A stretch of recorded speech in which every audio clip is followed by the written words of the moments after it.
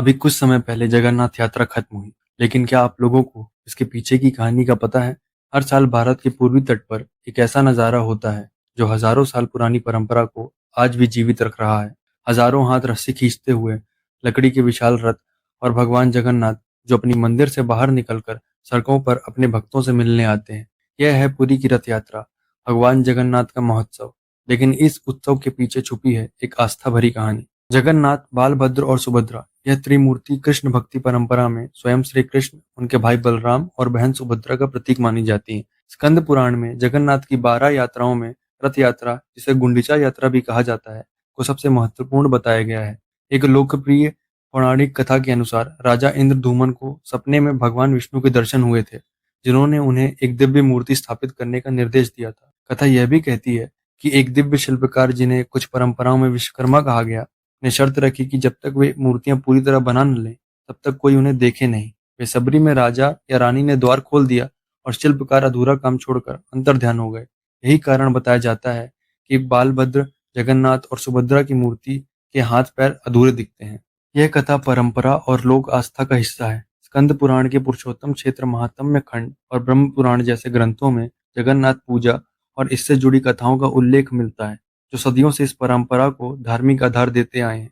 वर्तमान जगन्नाथ मंदिर का निर्माण 12वीं शताब्दी में पूर्वी गंग वंश के राजा अनंत वर्मन ने शुरू करवाया था। ऐतिहासिक अभिलेखों के अनुसार लगभग 1112 ईस्वी के बाद पूर्णतः उनके उत्तराधिकारी अनंग भीमदेव के शासनकाल में मिली। यह मंदिर कलिंग स्थापत्य शैली का एक उदाहरण है, जिसमें रेखा देउल और पीड़ा देउल शैलियों का संगम है। मंदिर की ऊंचाई लगभग 65 मीटर यानी 214 फीट है। मंदिर के शिखर पर स्थापित नील चक्र अष्ट धातु से बना पवित्र चक्र है, जिसके ऊपर प्रतिदिन ध्वज बदला जाता है। यह परंपरा सदियों से चली आ रही है। मंदिर परिसर में स्थित आनंद बाजार, जिसे विश्व की सबसे बड़ी सामुदायिक रसोइयों में गिना जाता है, जहाँ प्रतिदिन हजारों श्रद्धालुओं के लिए महाप्रसाद तैयार होता है। यहाँ खाना मिट्टी के बर्तनों में लकड़ी की आग पर पकाया जाता है और परंपरा के अनुसार यह प्रसाद जाति, धर्म या सामाजिक स्थिति के भेद के बिना सभी को ग्रहण करने की अनुमति देता है। रथ यात्रा हर साल आषाढ़ मास के शुक्ल पक्ष की द्वितीय तिथि को मनाई जाती है, आमतौर पर जून या जुलाई में। 3 विशाल रथ इस उत्सव के केंद्र में होते हैं। भगवान जगन्नाथ का रथ नंदी घोष 45 फीट ऊंचा होता है। इसमें 16 पहिए होते हैं, हर पहिए का व्यास लगभग 7 फीट। बालभद्र का रथ ताल ध्वज 44 फीट ऊंचा और 14 पहियों पर टिका होता है। सुभद्रा जी का रथ देवदलन 43 फीट ऊंचा और 12 पहियों वाला होता है। हर पहिए का व्यास लगभग 7 फीट होता है। यह 3 रथ जगन्नाथ मंदिर से गुंडिचा मंदिर तक बड़ा डांडा नामक मुख्य मार्ग से लगभग 3 किलोमीटर की यात्रा करते हैं। इस यात्रा से पहले छेरा पहर की रस्म होती है, जिसमें पुरी के गजपति राजा स्वयं सोने के हत्थे वाली झाड़ू से रथ का मंच साफ करते हैं और चंदन जल छिड़कते हैं। यह रस्म ऐतिहासिक रूप से बेहद महत्वपूर्ण मानी जाती है, क्योंकि यह दिखाती है कि भगवान के सामने राजा भी स्वयं को एक सामान्य सेवक के समान रखता है। यह समानता का प्रतीक है, जो सदियों से इस उत्सव की सामाजिक पहचान का हिस्सा रहा है।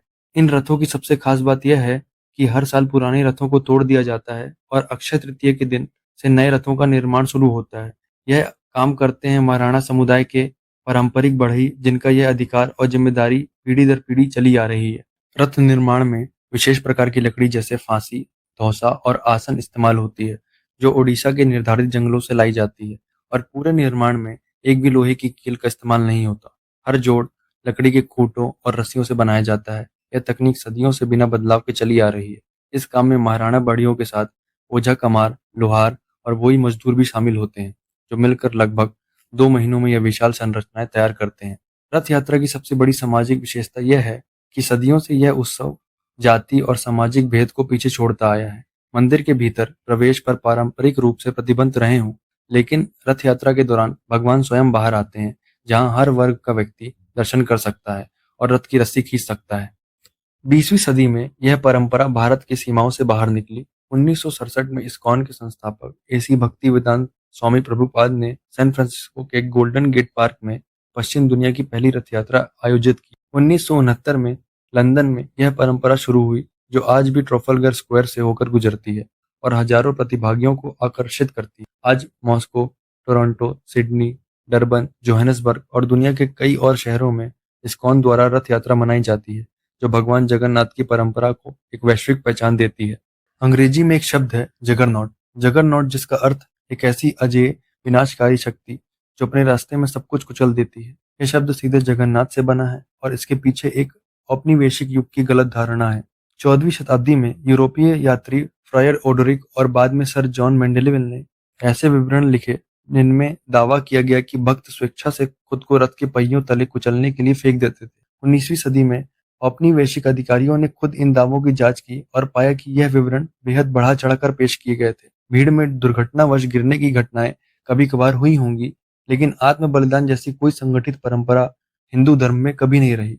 फिर भी यह गलत धारणा इतनी गहराई तक बैठ गई कि जगन्नाथ शब्द आज भी एक नकारात्मक अर्थ के साथ इस्तेमाल होता है, जबकि असली रथ यात्रा भक्ति, सामूहिकता और उत्सव का प्रतीक है।